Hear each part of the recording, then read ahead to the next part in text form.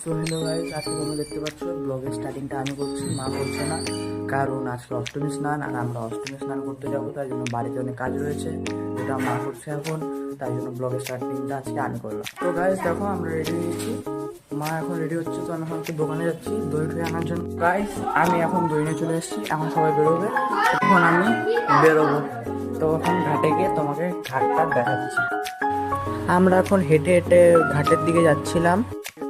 এখানে সবাই এক একটা জলে নাম, এই দেখো সবাই জলে নেমে পড়েছে। এই যে মা কি পূজা টুজা করবে, মা কি পূজা করবা?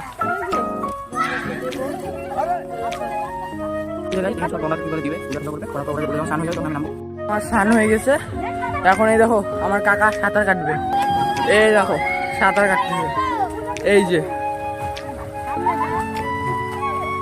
দেখলা কিভাবে সাঁতার কাটতেছে। তো যদি আজকের ব্লগটা